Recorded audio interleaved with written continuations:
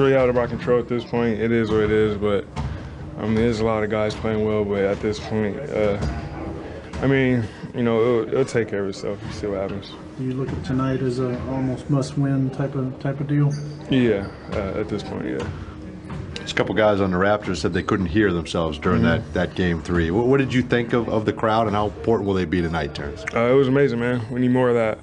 It felt great to be on the opposite side and having our fans cheer us on. So that was a good momentum boost for us. Vooch mentioned a couple times, yeah, he couldn't hear the defensive coverages. Yeah, no, it was definitely loud. It was hard to hear, but that's playoff basketball. You said the other night that was one of the best memories of your career. I mean, you're not a first or second year guy. You've been around the league a lot. Was it that? No, I mean, anytime you're with a team that hasn't been in the postseason for a long time, it's like that initial game where everybody comes out and you kind of break that streak. It's always special. Keys for tonight, Terrence. What did you guys talk about the last couple of days? What needs to happen? Defensive intensity, playing a little more purpose, and you know, trying to get out to a better start. Is there a feeling once you see shots go in, not you personally, but once guys start making shots, that'll kind of break things open? Yeah, no, for sure. Once, you know, one person starts hitting shots, it becomes contagious. So hopefully we can get out to that start. Cliff said regular season and postseason, you played them 7 times. It's 4-3, so it's not like you guys don't have a belief. No, it's not, you know, a sense of we can't win. We know we can win. We won up there, we won down here. So it's just about playing right. The other night he said you've played this team now 7 times regular season, postseason, that you know you can play with them. You're 4-3 against them. How much does that belief help going in a game like this? It helps for sure. You know, I think we've shown that we can play against them. You know, obviously they're a great team and they're the favorites, but I think we showed that we can compete against them and that we have a chance. Obviously for us, you know, we have to play you know, a great game. You know, have very little mistakes, and you know, I think in the games that we have lost is the ones that, well, aside for game 2 where we just, you know, weren't good at all, but the other ones were pretty close. There was just, you know, it was little mistakes. You know, like in the last game, a couple offensive rebounds, a few bad execution offensively, and you know, it hurt us. So you know, we have to understand that they're a great team and that the margin for error is very little, but at the same time, we can do it. We just have to play at our best. Which is about, you know, being ready from the jump, not easing your way into the game. You can't fall. For the last 2 games, it's been 11-0, 10-0. Yeah, we have to, you know, come out better. It's hard, you know, when you give a team like that, like as good as they are, a 10, 11-point lead. You know, they're going to know how to play with that type of lead, and you know, we have to do a better job of starting the game. Well, our starters. I mean, a lot of times, you know, we you know, a few games it was our turnovers. Sometimes it was missed shots, but just have to find a way to not dig ourselves a hole, because it's much easier to play from ahead, obviously. Vooch knew the crowd would be ready to go there in game 3. Some of the players and coaches, even on the other side, said it was hard to hear during timeouts. What were your impressions of the crowd, and we need that again tonight? It was a really fun crowd to play in front of, man. But it's true. I mean, at times I was yelling my coverages and defense, and you know, I could barely hear myself. And it's fun to play in that type of environment. You know, you feed off of it as a player, no matter if it's on a home or the road, but especially at home. And we need them again tonight. You know, it's a huge game for us. You know, we don't want to go up there being down 3-1, so we're gonna need them. We're gonna feed off of them, and hopefully we can get them a win. You've told us for years that you wanted to see what it was like. Turk told you, Jameer told you. Was it what you envisioned, or did it exceed those expectations? I mean, it was pretty close to what they said. You know, they said it was great, and it is great. I mean, you see how the fans really got into it, and you know how supportive they are, and you feel it around town. You feel everybody is really, you know, into playoff mode pretty much, and so it's fun, man. It's really amazing feeling. Hopefully we can keep this going. Hopefully then we can extend this and have more games at home and make it even more fun for them. But yeah, I mean, you can just feel a difference, man, from regular season when, you know, they're here, but it's different than when it's in a playoff mode. They're all locked in. They're all, you know, they're booing them. They're cheering for us. You know, every little thing they react to, and it's fun, man. It's awesome to play in that environment like that. I mean, to me, first of all, it's his awareness. I mean, it's not just individual defense. If you watch him, he saves 2 or 3 baskets a game just with his talk. I mean, he's so experienced and so smart. He sees actions before they happen, so he clogs up the lane both with, you know, his presence and his intelligence, and then to me, it's physicality, technique, and he's unbelievable with his hands. Is success a product of physicality in terms of pushing things off his spots, and as opposed to solid Raptors team defense? Is it difficult Well, I want to say one thing about the post-ups. Now, for the most part, now he hasn't guarded him one-on-one in the post. I mean, they've double-teamed him, you know. And in game one, you know, we did a good job against that, and he didn't score, but we scored. And in game two, you know, I mean, again, you know, we didn't do a good job with our spacing and stuff, but he's had some possessions where he's guarded him one-on-one.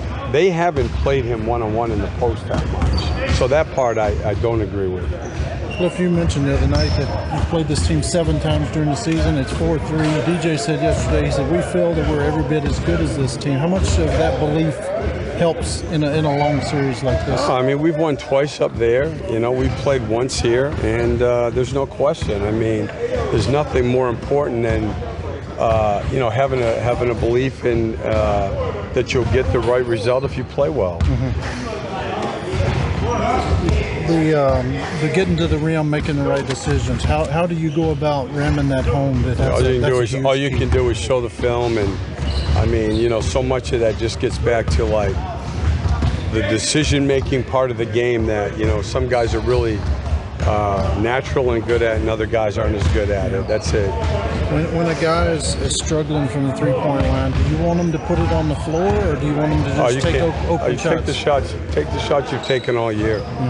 You know, played 3 games. I mean, like, I'd be careful looking at the numbers. As Danny Green guarding DJ. Well, you know, he's bigger, but what I mean, again, I mean, some of this is it's not. They're up more.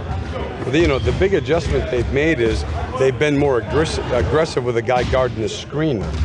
So, I mean, against DJ, that's been the adjustment. He doesn't have as much room to turn the corner. And then the other part is they're helping more off the perimeter.